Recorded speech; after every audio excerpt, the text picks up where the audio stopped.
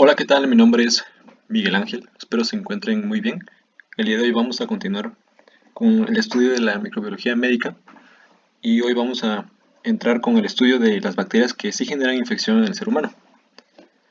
Para eso me di la tarea de hacer este cuadro presentando las principales clasificaciones. Ya les había comentado de que una de las partes pues más complejas a veces de estudiar microbiología es de que hay un mar de clasificaciones.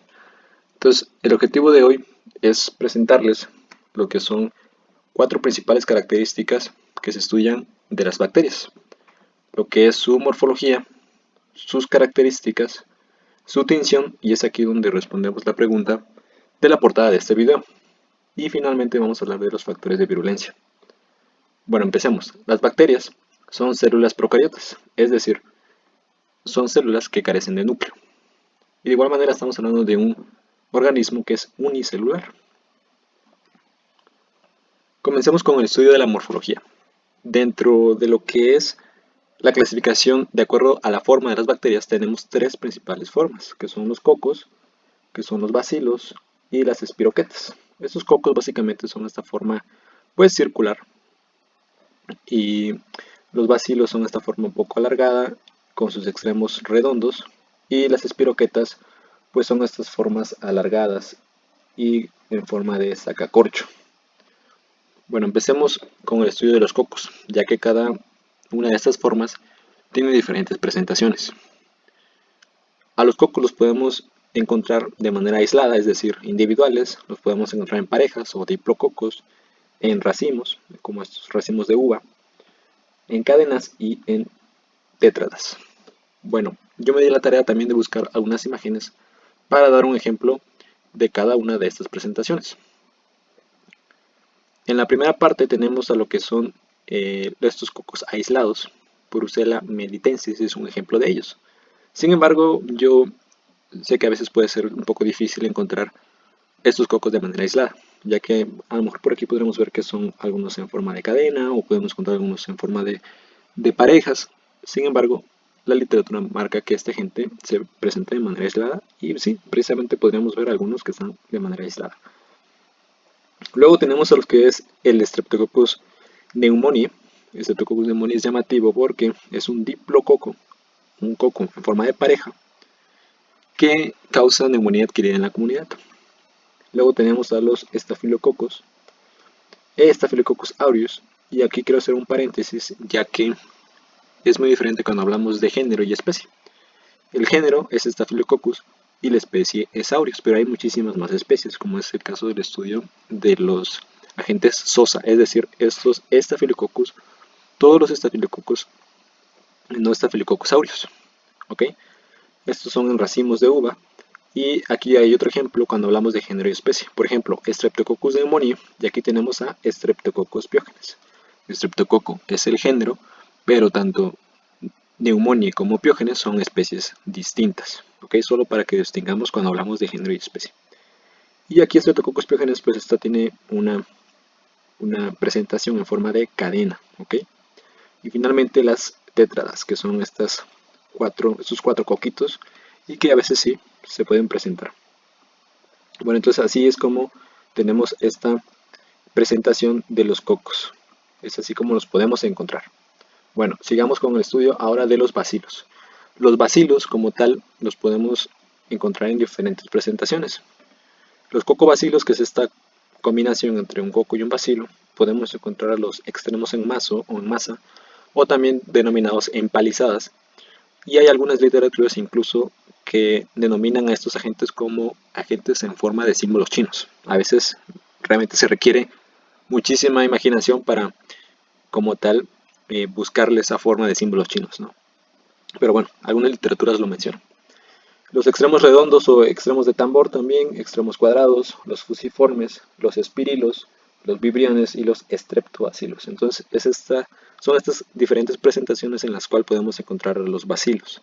Vayamos con los cocobacilos. Aquí yo me di la tarea de buscar como tal una imagen de un agente que también es muy frecuente y que es Haemophilus influenzae.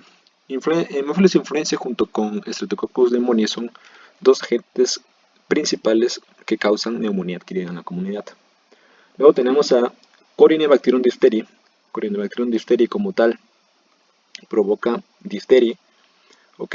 Y también este bacilo se le conoce como bacilo del ófero, y básicamente lo que ocasiona es una infección en cualquier membrana mucosa. La principal es la faringe, y esto puede generar una pseudomembrana y que puede obstruir las vías respiratorias altas. De igual manera, infecta la piel. Entonces, bacilo del Loeffler, estos famosos bacilos en forma de símbolos chinos que a veces algunas literaturas mencionan. Luego tenemos Listeria monocytogenes. Listeria monocytogenes es bien llamativo porque resulta que Listeria monocytogenes tiene la capacidad de generar una infección tipo transplacentaria, es decir, una transmisión vertical, y generar un aborto espontáneo, o incluso también puede ocasionar meningitis neonatal. Entonces es bien llamativo cómo esta bacteria tiene la capacidad de atravesar lo que es, en este caso, la placenta. Bacillus anthracis. Este Bacillus anthracis es una bacteria que es bien llamativa, que son estos bacilos en forma de extremos cuadrados, ¿ok? Estos Bacillus anthracis provoca anthrax. Tienen una capacidad que es interesante, que es la formación de esporas. Básicamente son estas cápsulas que tienden a ser estas bacterias, y como tal lo que hacen es que guardan estas bacterias en forma, como digamos, de latencia, y cuando nosotros entramos en contacto con estas esporas, o ya sea que también las ingiremos o también de alguna manera las inhalemos, pues podemos desarrollar tres tipos de anthrax: cutáneo, respiratorio e intestinal. Este es llamativo cómo esta bacteria puede generar infección con la producción de sus esporas. Luego tenemos a Fusobacterium nucleatum. Fusobacterium nucleatum es una bacteria que forma parte de nuestra microbiota. Ya habíamos hablado un poco acerca de lo que es la microbiota, que es ese conjunto de microbios que habitan una zona específica de nuestro cuerpo y que no necesariamente está causando una infección. Sin embargo, cuando nosotros tenemos, por ejemplo, algún traumatismo y alguna bacteria que forma parte de nuestra microbiota entra a otro sitio, por ejemplo un sitio estéril, pues ahí sí va a ocasionar una infección. Entonces, Fusobacterium nucleatum es un agente que forma parte de nuestra microbiota, pero que cuando entra a un medio estéril sí puede ocasionar una infección. Y precisamente Fusobacterium nucleatum es un bacilo en presentación fusiforme, es decir, esta forma como de rombo. ¿Okay? Y luego tenemos a Campylobacter jejuni. Campylobacter jejuni es una bacteria interesante porque en el mejor de los casos, Campylobacter jejuni te puede provocar una gastroenteritis, en el mejor de los casos. Sin embargo, tiene una complicación que es el síndrome de Guillain-Barré. Es definida como una poliradiculoneuropatía aguda, que básicamente lo que genera es una debilidad progresiva de los músculos respiratorios y que al paciente le va a ocasionar una disfunción respiratoria. Entonces es increíble cómo una bacteria puede tener un desenlace tan fatal como es el síndrome de Guillain-Barré, producida por esta bacteria Campylobacter jejuni. Luego tenemos a los que son los vibriones, ¿ok? Vibriones, como en este caso del Vibrio cholerae, que es causa de esta enfermedad conocida como cólera, esta gastroenteritis. Y aquí también hago un paréntesis para decirles de que Vibrio tiene diferentes especies y que cada una de ellas genera infecciones de manera igual distinta. En el caso de Vibrio cholerae, que genera esta gastroenteritis, pero tenemos, por ejemplo, el Vibrio mimicus, que genera una otitis, o tenemos el Vibrio vulnificus, que genera una lesión en tejidos blandos. Entonces, solo para nuevamente remarcar la diferencia entre género y especie y cómo cada especie puede generar una infección de manera diferente. ¿Ok? Y finalmente tenemos a los streptobacilos. Hace rato hablábamos de un streptococo, como era el streptococo piógene, y ahora estamos con un streptobacilo, Haemophilus ducreyi. Y elegí precisamente este agente porque resulta que Haemophilus ducreyi es uno de esos agentes que se adquieren por contacto sexual y genera una lesión conocida como chancro. Bueno, pues resulta que también existe otro agente conocido como Treponema pallidum, ¿okay? Que es parte de la morfología, de la última morfología que vamos a estudiar, que son las espiroquetas, que también genera el chancro. Pero hay diferencia entre esos dos chancros. ¿ok? A continuación voy a mostrar una imagen de la cual les pido bastante discreción, ya que es una imagen un poco, pues, brusca, si podemos decirlo así. Entonces, de una infección básicamente mixta por Haemophilus ducreyi, un estreptobacilo, y por Treponema pallidum, una espiroqueta. Así que vamos a verla para diferenciar lo que es el chancro duro y el chancro y el famoso chancro suave. Ok, vamos a identificar cómo es que estas, como tal, lesiones son, pues sí, diferentes. Y bueno, es así entonces como se logra apreciar lo que es, lo que son estas lesiones. Cuando hay una infección por Haemophilus ducreyi, se generan lo que son úlceras, ¿ok? Úlceras blandas y dolorosas, es decir, el paciente va a referir dolor en estas úlceras y pues digamos que tienen bordes irregulares, ¿ok? Son varias úlceras, son dolorosas, ¿ok? Y son blandas. Entonces este es el famoso chancro blando, ¿ok? Causado por Haemophilus ducreyi. Y luego tenemos una úlcera única, indolora y que tiene bordes duros y definidos. Y aquí vamos a delimitar cómo es que sí, precisamente se ven esos bordes pues duros y sí un poco más definidos de lo que son como tal los que provoca Haemophilus ducreyi. Y este que es una lesión característica de Treponema pallidum, una espiroqueta. Entonces cuando hablamos de Haemophilus ducreyi hablamos de un bacilo. Y cuando hablamos de Treponema pallidum estamos hablando de una espiroqueta. ¿Ok? Recordemos esta forma como de sacacorcho y aquí pues básicamente un bacilo que es una forma alargada con extremos redondos. ¿Ok? Entonces es así como damos esta introducción a las espiroquetas, entonces con el estudio de lo que es Treponema pallidum.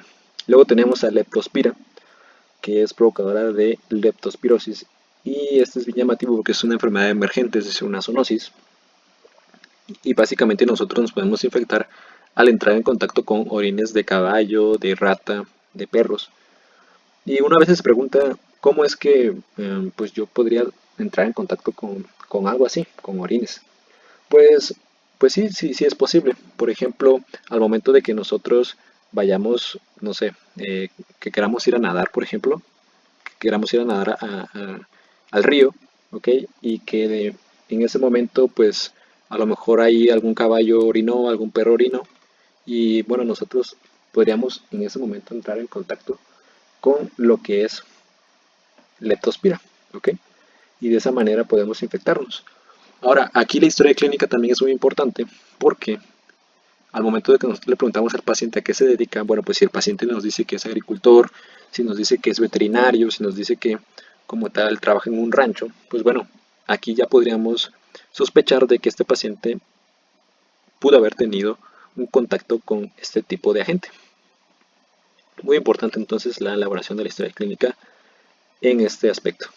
Y finalmente Borrelia que es un agente que provoca la enfermedad de Lyme. Y es muy característico porque presenta cuadros de fiebre bastante peculiares. Entonces es muy importante también y llamativo, interesante estudiar a Borrelia. Bueno, y de esta manera entonces terminamos lo que es la morfología. Las tres principales morfologías, bacilos, espiroquetas y cocos y sus presentaciones. Ahora vamos a estudiar lo que son las características. Tenemos características básicas, tenemos características adicionales de las bacterias y también tenemos otras como son la reproducción, como son el tamaño y como son la respiración. Vamos a empezar con las básicas. Bueno, ¿qué sucede con esto de las características básicas? Pues de que ya habíamos mencionado de que todas las bacterias son células procariotas. ¿Ok? Bueno, pues eso no quiere decir que no, que ya habíamos dicho que no tienen núcleo, pero eso no quiere decir que no tengan DNA y por lo tanto RNA. Y resulta que las bacterias tienen una estructura que es bien llamativa, bien interesante, que son los plásmidos.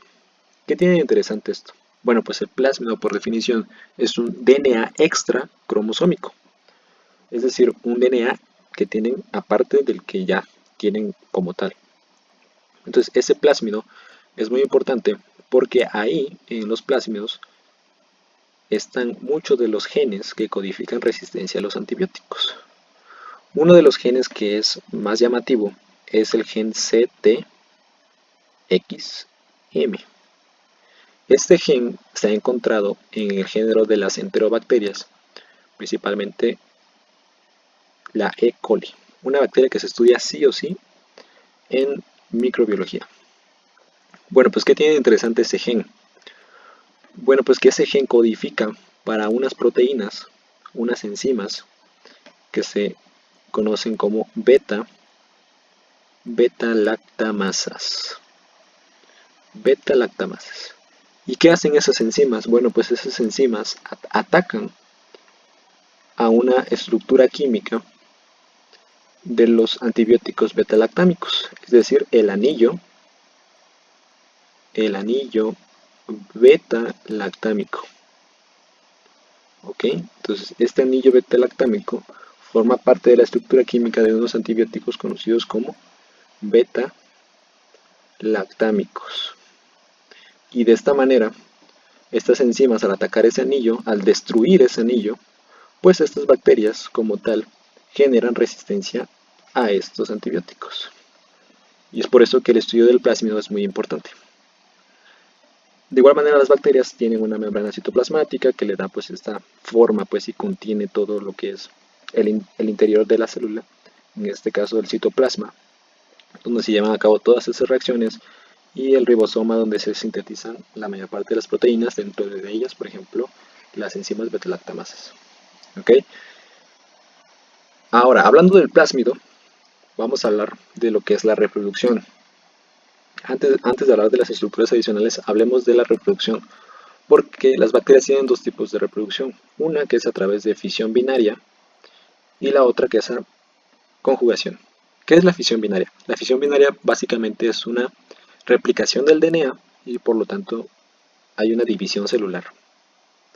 Y lo que es la conjugación, básicamente aquí hay un intercambio genético a través de una estructura conocida como pili. ¿Ok? Es básicamente sexo bacteriano, es decir, un tipo de reproducción que se lleva a cabo de manera sexual. Y a través del pili se conectan dos bacterias y se lleva a cabo el intercambio genético. Y hace un momento hablábamos del plásmido. Entonces aquí hay un punto muy interesante, ya que pues al momento de que estas bacterias tienen pues este intercambio genético, pues de igual manera se pueden intercambiar lo que es el plásmido. ¿Ok? Y bueno, ustedes se preguntarán, ¿y qué tiene eso de interesante? Bueno, pues en el primer video hablábamos de disbiosis, básicamente esta alteración de la microbiota. Bueno, pues ustedes qué creen que pasaría si una bacteria, hagamos de cuenta que esta es una bacteria que contiene el gen CTXM, que codifica para estas enzimas beta-lactamasas y que ataca el anillo beta-lactámico de los antibióticos beta-lactámicos. Pues ¿qué creen que pasaría si esta bacteria que tiene este gen pues tiene un tipo de reproducción a través de conjugación con una bacteria que no tiene este gen, que es sana, pues digámoslo así? Pues va a haber ese intercambio genético y esta bacteria tiene la capacidad de pasarle ese plásmido a esta bacteria que no tenía ese gen y ahora volverla como tal resistente. Y al momento de que esta célula, que ahora ya tiene ese gen, lleve a cabo una división celular, pues se empiezan a dividir más células, pero con el gen CTXM, y de esta manera pues empiezan a predominar en nuestro cuerpo lo que son estas bacterias que son resistentes a los antibióticos. Entonces es por eso que es muy importante también conocer este tipo de reproducción a través de conjugación. Bueno, ahora hablemos del tamaño.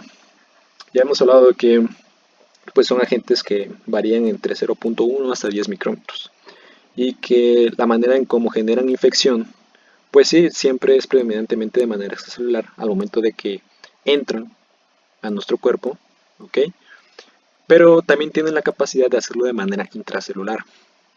Y nos preguntamos cómo. Si ya hemos estudiado que las células de la respuesta inmune tienen la capacidad de detectar estos patógenos, y como tal fagocitarlos o eliminarlos. Pues bueno, hay algunas bacterias que tienen la capacidad de utilizar estas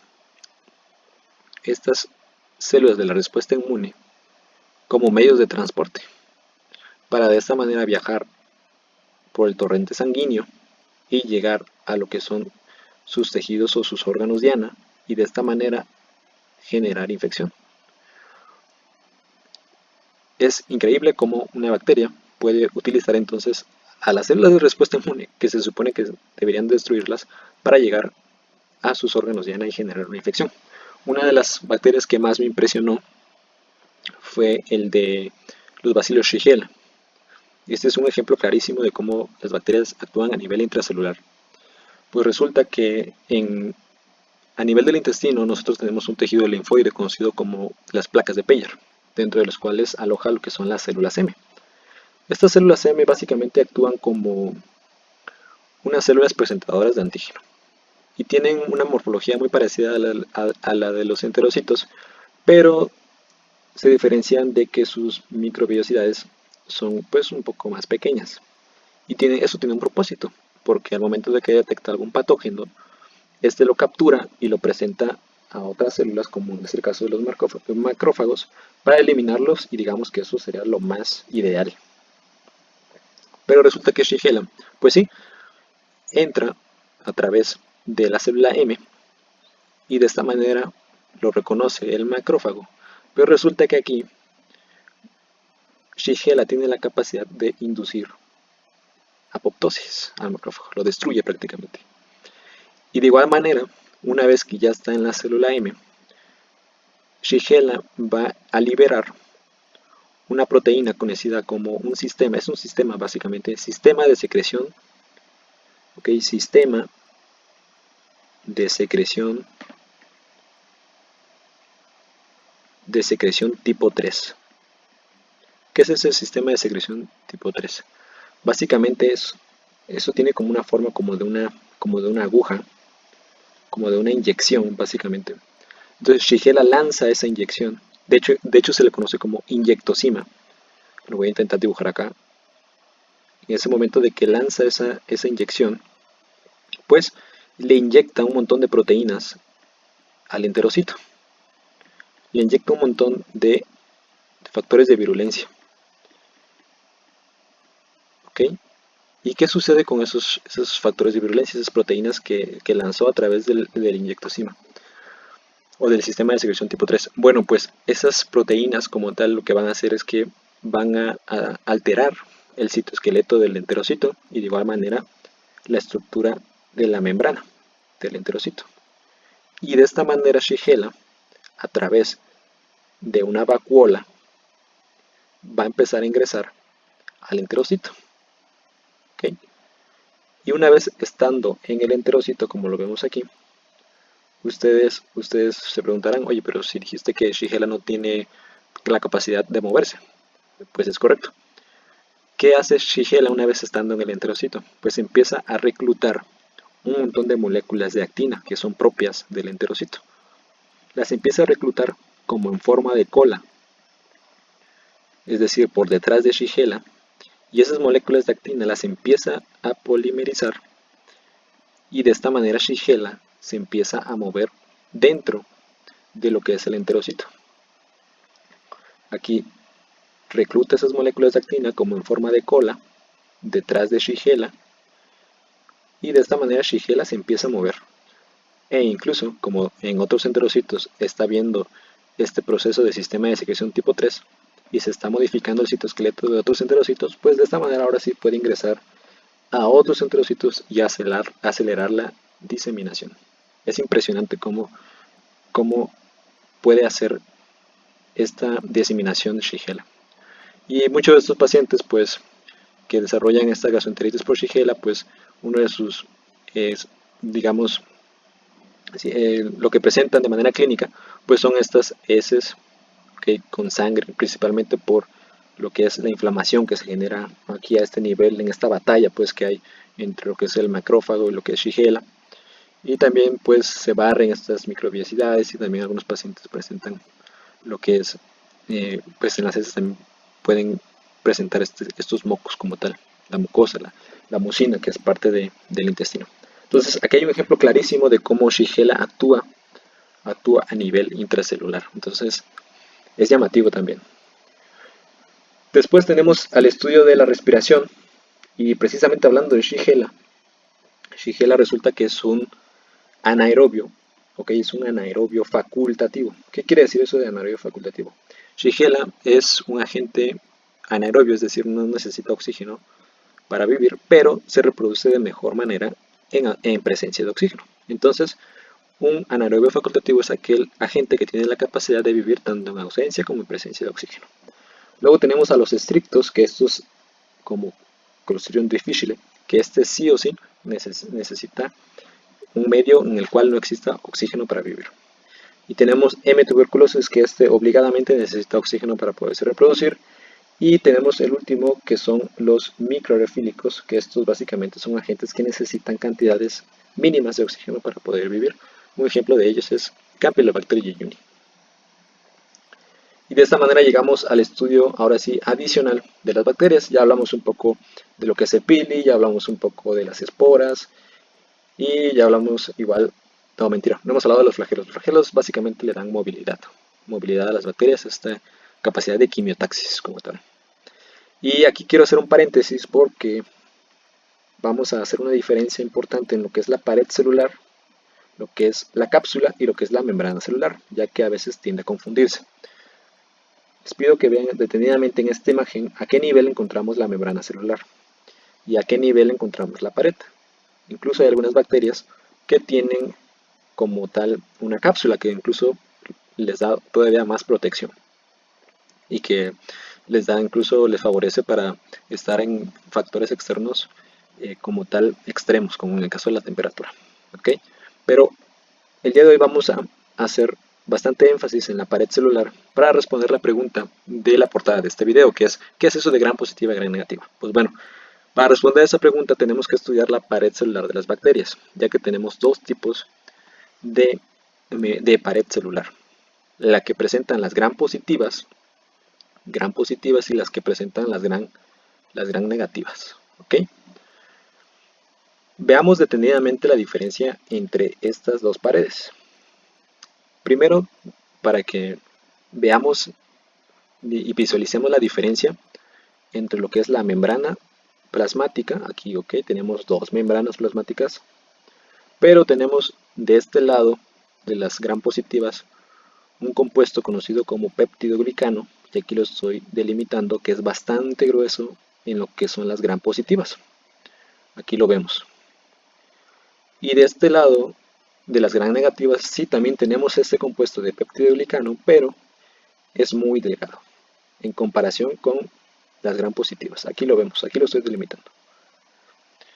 Y además las gram negativas tienen todavía una membrana externa. ¿Ok? Entonces aquí ya vimos de manera visual las diferencias que hay entre las paredes. Ahora, ¿qué es eso de gram positiva y gram negativa? Bueno, pues básicamente eso es una metodología. El gram como tal es una metodología que se utiliza en el laboratorio para básicamente pintar las bacterias, ya sea de azul o de morado o de rojo. Por eso es que estoy utilizando estos colores. Y aquí si alcanzan a ver, aquí tengo lo que son cuatro reactivos que se utilizan en el laboratorio. Pues bueno, ¿cómo sucede esto? ¿Cómo es que realmente pasa esto? Bueno, pues cuando estás en el laboratorio puedes utilizar un hisopo y por ejemplo introducirlo aquí en tu nariz, ¿ok? Y básicamente tomar una muestra y colocarla en un portaobjetos, ¿ok? Lo colocas ahí en un portaobjetos y después esto lo vas a visualizar en el microscopio, ¿ok? Bueno, pues antes de pasarlo al microscopio se pueden agregar estos reactivos donde básicamente vas a pintar las bacterias y entonces vas a ver cuál es positiva y cuál es negativa. ¿Qué es lo primero que se hace? Una vez que ya tienes tu muestra en tu portaobjetos, pues vas a agregar lo que es un reactivo conocido como cristal violeta. ¿Ok? Cristal violeta es el primero que se pone siempre. Y luego vas a poner algo que se conoce como solución yodada. Esta solución yodada como tal tiene un compuesto que es el peróxido de yodo, que actúa como un fijador del péptido glicano. Entonces, vayamos nuevamente a las ilustraciones y veamos dónde están los péptidoglicanos. Ya hemos dicho que en las gram positivas el péptidoglicano está en la parte más expuesta, ¿ok? Y es el más grueso, de hecho. ¿Y qué pasa en las negativas? Pues que no está expuesto porque hay una membrana externa todavía que lo cubre. Bueno, pues cuando nosotros colocamos la solución yodada, ese cristal violeta se fija a todo ese peptidoglicano y lo pinta prácticamente de cristal violeta. ¿Ok? ¿Y qué sucede en las gram negativas? Pues no sucede nada porque aquí hay una membrana externa y no tiene nada que pintar. El peptidoglicano está hasta este nivel. ¿Ok? Está como un sándwich prácticamente. Bueno, pues ahora, ¿cómo lo hacemos para pintar a lo que es el peptidoglicano de las negativas? Pues bueno, ahora se va a poner el siguiente como tal reactivo, que es un decolorante, es un alcohol cetona como tal, como se conoce, y ese básicamente actúa como un factor de dilución, es decir, a las gram positivas, como ya están pintadas, ya se pintaron del cristal violeta, pues simplemente le va a quitar, digamos, pues el sobrante, ¿ok? Pero ¿qué va a pasar con las gram negativas? Pues bueno, este decolorante va a barrer prácticamente toda esta membrana externa, la va a destruir, ¿ok? Y ahora sí, ¿quién creen que va a quedar expuesto? Pues ahora sí va a quedar expuesto este peptidoglicano. Y ahora, ¿quién creen que se va a poder pintar? Pues sí, es este peptidoglicano de las gram negativas. Y es aquí cuando utilizamos la última tinción, que es el rojo safranina. Y al momento de que le dejamos caer ese rojo safranina, pues ahora sí, este peptidoglicano de las gram negativas se va a pintar de rojo. Y es así como funciona la tinción gram. Es así entonces como se denomina una bacteria gram negativa a una gram positiva. Y es como realmente sucede, porque es una pregunta que yo me hice al inicio del curso de qué es eso de gram positiva, gram negativa o por qué sucede. Bueno, pues sucede por esto, precisamente por la pared, la pared celular que tienen las bacterias gram negativas y gram positivas que son diferentes. Y mucho tiene que ver el peptidoglicano, ¿ok? Recuerden eso, el peptidoglicano. Y bueno, también hay otras tinciones, como es en el caso de la tinción Zinn-Nielsen, que aquí básicamente es chistoso porque es lo contrario de las gram, ya que cuando son positivas se pintan de rojo y cuando son negativas se pintan de azul. Es bastante llamativo. Aquí esta tinción se ocupa mucho para lo que es Mycobacterium tuberculosis. Y bueno, ustedes pensarán, bueno, pues cuántas son negativas, cuántas son positivas, perdón. Pues resulta que son en mayoría las gram negativas las que causan infección en el ser humano y son solo unas cuantas las que generan infección humana cuando hablamos de gram positivas, pero resulta que estas gram positivas pues son más resistentes a los factores externos como son algunos detergentes o algunas temperaturas y estas gram positivas están muy relacionadas con las infecciones nosocomiales. ¿Okay? Estas infecciones que se dan en el ambiente intrahospitalario. Son muy resistentes estas bacterias. Y bueno, ¿qué tiene de llamativo las gram negativas? Bueno, pues como ya habíamos mencionado hace rato en la membrana externa, pues esta membrana externa aloja como tal una toxina conocida como lipopolisacárido. ¿Qué es eso del lipopolisacárido? Pues ese lipopolisacárido básicamente es un factor de virulencia. Y les digo que es muy llamativo porque solo lo presentan las bacterias gram negativas. ¿Y qué más tiene de importancia ese como tal lipopolisacárido? Bueno, pues de que aquí lo vemos, tiene una cadena que está compuesta por un lípido A. Esta es la que está básicamente unida a la bacteria. Dejamos de cuenta que aquí está la bacteria con su membrana externa, su peptidoglicano y todavía su membrana celular. Ok, entonces aquí está la bacteria. Y bueno, aquí en el núcleo, aquí se contienen muchos de los carbohidratos. Y la cadena O es un antígeno, es la que induce la respuesta inmune. Vamos a ver cómo funciona esto. Ya con esto, básicamente, vemos la última parte de la clasificación del estudio de las bacterias con sus factores de virulencia. Ya hemos hablado un poco de la invasión celular con el aspecto de Shigella y también supervivencia intracelular. De igual manera vimos un poco con Shigella. La producción de biofilms. Biofilms, básicamente las bacterias tienen la capacidad de generar como una tipo capa de glucoproteínas que le permiten vivir en condiciones extremas. Entonces también es muy interesante esta producción de biofilms y que básicamente es un factor de virulencia también. Y una de las más interesantes que son las toxinas. Las toxinas las podemos clasificar por toxinas que se secretan, como es el caso de las exotoxinas, y las que forman parte de la pared celular de las bacterias, como en el caso de las gram negativas, que en este caso serían las endotoxinas, como es el caso del lipopolisacárido. Bueno, vamos a ver cómo es que funciona esto del lipopolisacárido y por qué es tan importante tener en cuenta su estudio. Pues bueno, cuando nosotros nos infectamos con una gran negativa, aquí tenemos un ejemplo, ese lipopolisacárido entra en lo que es el reconocimiento de sus patógenos a través de los patrones moleculares asociados a patógenos. Es decir, nuestras células de respuesta inmune tienen unos receptores, como es el caso de los TLR, que tienen la capacidad de reconocer estos patrones moleculares asociados a patógenos, como es el caso del lipopolisacárido. Una vez que nuestras células de la respuesta inmune detectan a estos patógenos, bueno, pues lo que va a hacer es que va a inducir señales químicas, como es el caso de las citocinas, como es el caso de las interleucinas, las prostaglandinas.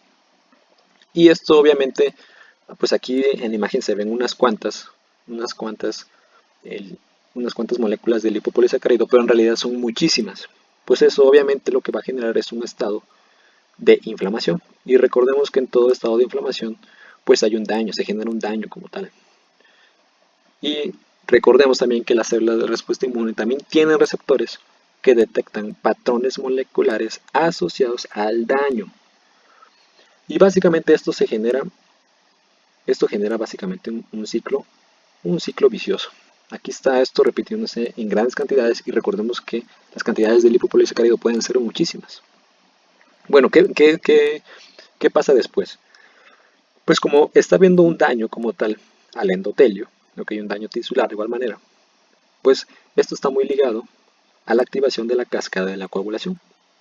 Recordemos que la cascada de la coagulación se compone de tres vías, pero estas no actúan de manera independiente, es decir, se activan todos al mismo tiempo. Y va a depender también mucho de, de cómo empiecen a actuar. Es decir, el daño tisular siempre va a activar el factor tisular.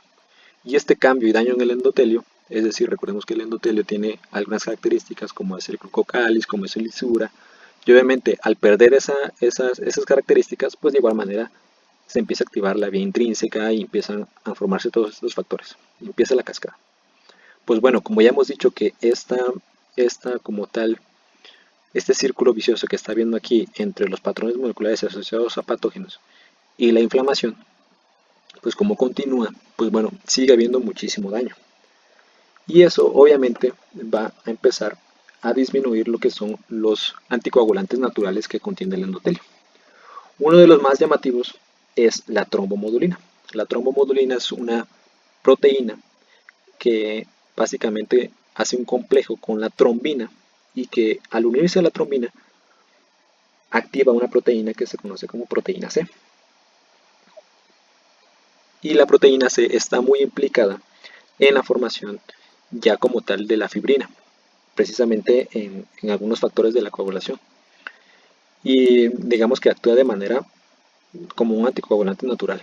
Pero como aquí está habiendo un daño importante, pues ese complejo de trombomodulina, trombinas, pues básicamente pues no está, se empieza a agotar. Y entonces la cascada de la coagulación se empieza a activar mucho más y obviamente esto genera estos trombos. ¿Qué pasa con estos trombos? Bueno, pues estos trombos lo que van a ocasionar es que empiezan a obstruir la microcirculación y esto como tal va a generar una demanda de oxígeno y va a poner al paciente en una hipoperfusión tisular. Es decir, el oxígeno ya no va a empezar a llegar a los tejidos periféricos y las células de esos tejidos periféricos van a entrar en algo que se conoce como disfunción mitocondrial. Es decir, ahora las células, sus requerimientos energéticos se van a ver pues sometidos a básicamente generar energía pero en ausencia de oxígeno. Y esto básicamente va a generar un aumento del lactato. ¿Ok? Y eso básicamente lo que nos genera ahora es una disminución de la oxigenación tisular. Y eso básicamente se conoce como shock. Eso nos va a generar una hipotensión y por lo tanto también una hipovolemia. Y recordemos que al momento de que está habiendo un daño al nivel del endotelio, el endotelio también contiene algo que se conoce como óxido nítrico. El óxido nítrico es un potente vasodilatador que al momento de que se liberó por este daño que está viendo en su membrana, pues lo que va a hacer es que va a provocar una vasodilatación y va todavía a empeorar lo que es la hipovolemia y la hipotensión. Y esto básicamente eh, se traduce en lo que se conoce como una coagulación intravascular diseminada. Estos factores, como sigue habiendo un daño, esto sigue aquí, esto básicamente lo perdimos de vista por explicación, pero esto sigue aquí, esto continúa. Y obviamente estos factores de la coagulación se empiezan a acabar prácticamente y los pacientes empiezan a tener hemorragias intravasculares y desarrollan también algo que se conoce como una anemia hemolítica microangiopática, muy característico de la coagulación intravascular diseminada. Y es así entonces como un simple factor de virulencia como es una toxina, una endotoxina presente en las gram negativas, nos puede generar este estado de shock, este estado que compromete de manera importante al paciente, solo por una toxina que forma parte de la pared celular de lo que son las bacterias gram negativas. Y es así entonces como hemos concluido el estudio de las cuatro principales clasificaciones de las bacterias, su morfología, sus características, su tinción y sus factores de virulencia con el estudio muy puntual del lipopolisacárido. Hay muchísimas más clasificaciones, hay muchísima más información, pero yo simplemente quise pues compartir los datos que a mí más me han servido en el estudio de la microbiología y que seguramente los van a estudiar. Así que, pues bueno, esto ha sido todo de mi parte, les agradezco su atención. Si les ha gustado este video, pues les agradezco un like. De igual manera los invito a que se suscriban, ya que me gustaría seguir subiendo más videos de algunos otros temas. De igual manera les agradezco sus comentarios de retroalimentación y si tienen algún tema que les gustaría que platicáramos, pues podemos mencionarlo ahí en los comentarios. Bueno, pues deseo que se encuentren muy bien. Muchas gracias por su atención. Mi nombre es Miguel Ángel. Nos escuchamos en la próxima.